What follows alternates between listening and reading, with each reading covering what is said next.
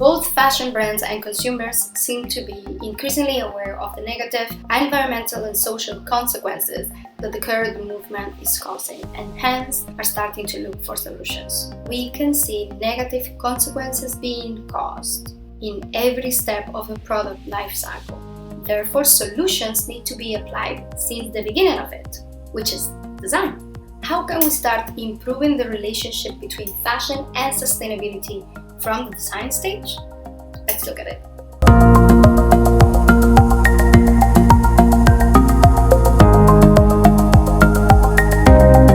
My name is Adela Alonso and I'm a strategic and branding consultant focusing on creative businesses. What you might not know is that I actually majored in fashion design and I have an MA in trend research. I have always been attracted to fashion not only as a form of artistic expression, but as well as a reflection of society. Nowadays, since fashion is accessible to most of us, the way we dress reflects the way we envision our identity and the way we interact with each other. And in a time where we're constantly communicating and we're communicating more and more through images, fashion becomes a great way of self-expression. But it has its downside. Let's see the negative environmental consequences from the current way of interpreting trends and designing collections. Number 1, fads. Fast evolving, quickly irrelevant trends. Nowadays, inspirations become popular as fast as they become irrelevant. If you're interested in fashion history, you probably remember how trends would evolve very slowly and we will see one silhouette per decade. Now we have certain trends, some of them quite outrageous, becoming worldwide popular basically overnight. Just by having a few influencers sharing pictures wearing the same style, you already generate the interest in the general public. The high street retailers catch up on it and fire up the fast fashion machine, and within 2 or 3 weeks you already have 15 different versions available for you to choose from. Wear once, take a picture and never wear it again, because there is another style popping up in your feed that you are now compelled to chase after. And as fun as it is to reinvent your style 2 or 3 times a year, this comes at a very high cost for the environment, and it's time to realize it's just not worth it. Instead of trying to chase every fleeting trend, brands need to start focusing on giving the customer options that can withstand the passage of time, both in terms of quality and in terms of inspiration. Aim for timeless style instead of hottest trend. And as a consumer, we need to stop buying things that don't resonate with our personality and that don't fit our lifestyle just because we see people wearing them on social media. Look, I worked in fashion most of my life and I still have things that I bought when I was in college. Very few times I have ventured around the silhouettes or colors that I know suit me, and I end up wearing these pieces once or twice. And I actually feel sad about these beautiful dresses or skirts that never get worn. Second problem is high rotation. In retail, rotation means how quickly your inventory changes. If you watched last week's video, you might remember that dynamic inventory has always been a key of the SaaS business model. Make sure you limit the risk and maximize your sales potential by being constantly adapting the offer to match the consumer's needs and wants. But what this has led to, from the traditional 2 seasons that we had in Pret-a-Porter collections, spring, summer and fall, winter, to fully abandon the concept of seasons and plan the receipts week after week to make sure that even if you go to the same store every week, there's always going to be something new to capture your attention. That's something I want to clear out, because I also see a lot of videos saying that there is 52 seasons a year. Those are weeks. We all agree those are weeks. Seasons no longer exist for global retailers. We only consider them in terms of budgeting, and that's just quarters. The only difference is you call Q1 spring, but we do not function with seasons. We have collections, and you usually have several collections that are coexisting in the store at the same time, and then you calculate how long do you want each collection to last. And this can go from a few weeks if you have, let's say, a special capsule for New Year's Eve or for Halloween or even for a movie release, or we have the styles that we call NOOS, never out of stock, which are the basics that you always want to make sure they're available. What's happening now know is that in order to capture all of those trends that we're talking about, brands are increasing the number of short-term collections and aiming to refresh the store faster and faster and faster. This causes a big issue because the shorter you plan a collection's lifespan, the quicker the pieces on it are going to be broken. You consider a collection broken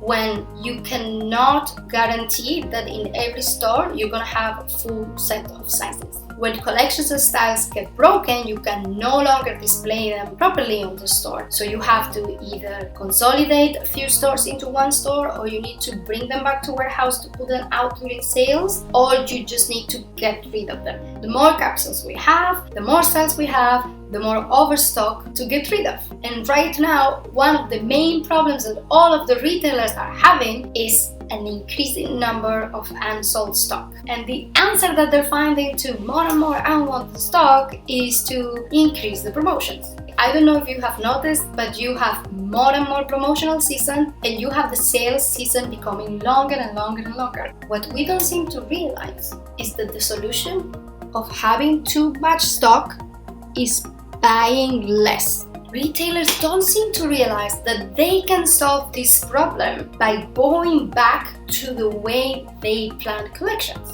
So try to limit the options and the number of collections available at one time, and increase the number of products that have a longer longevity. The basics, your seasonal basics, and your collection staples. And as a consumer, I'm going to give you a trick.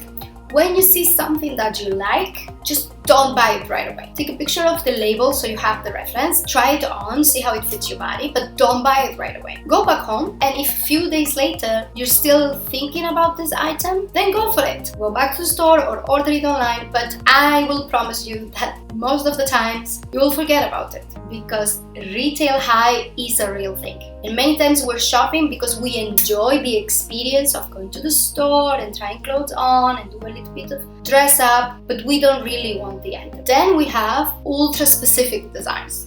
Coming from that same design of seeming always different and keep us wanting to buy more and more all the time, we have come to this idea that every specific situation calls for a specific kind of outfit. Probably the cute dress that you're gonna wear for a first date, it's not the same cute dress that you're gonna wear for a night out with your girlfriends. And it's not the same cute dress that you're gonna wear for a cocktail party with work. But you know what? It could be. Think about how many outfits are purchased for one event and never worn again.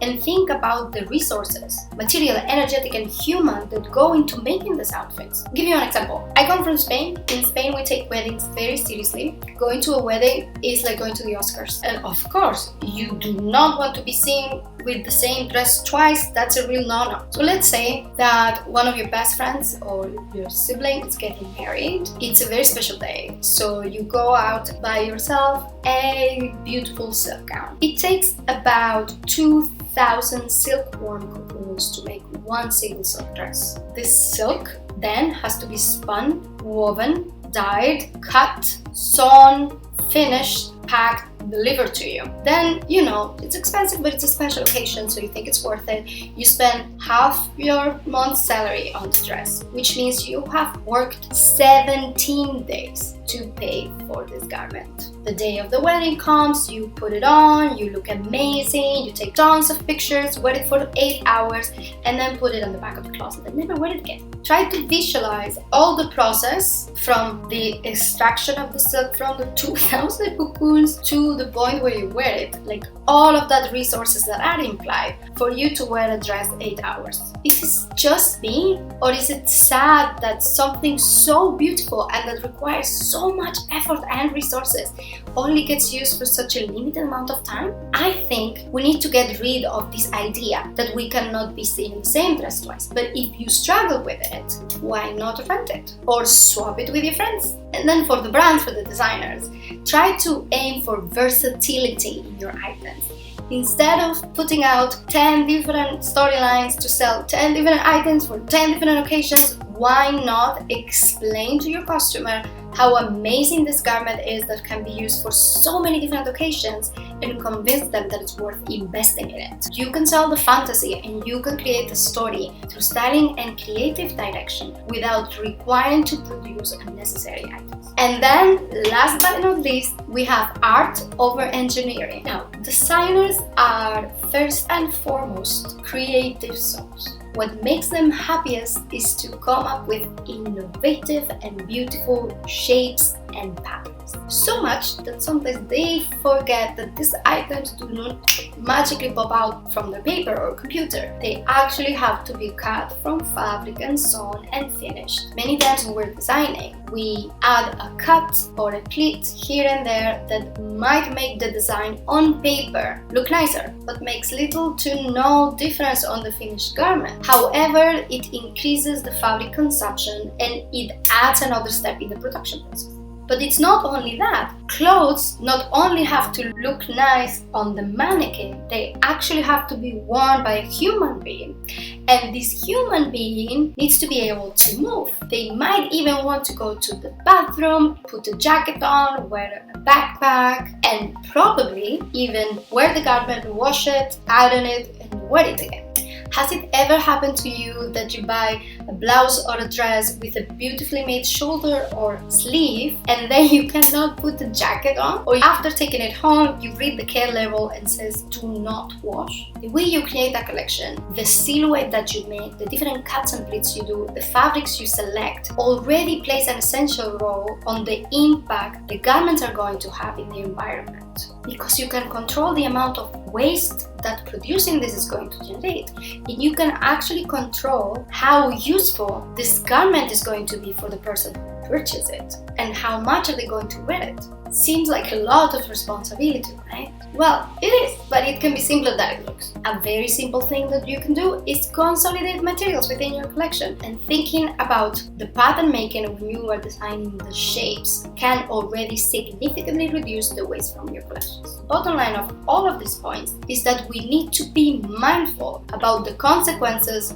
of our choices. As a designer, remember that this that you're designing on paper needs to be made into an object, and this requires a series of steps and resources, and afterwards it needs to be worn by a human. And as a consumer, every time you're going to buy something, try to visualize all the resources, material, energetic, and human, including how many hours have you worked to be able to pay for this thing, that are needed to make possible that you can buy it. And then ask yourself, is it worth it?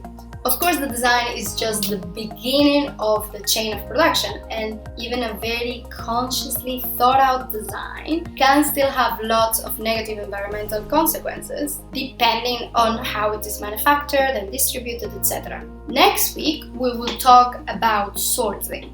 Sourcing means acquiring the materials necessary to turn this design into an actual garment. If this is something you would like to know about, make sure to subscribe and turn on the notifications because we will be releasing a video every week. I hope you liked this video. If you have any other tricks that you use to keep yourself from buying things on a whim, share with us in the comments. And of course, if you have any other question, please feel free to ask me. I hope you found this video useful. If you did, please give me a thumbs up. Thank you so much for watching and see you next week.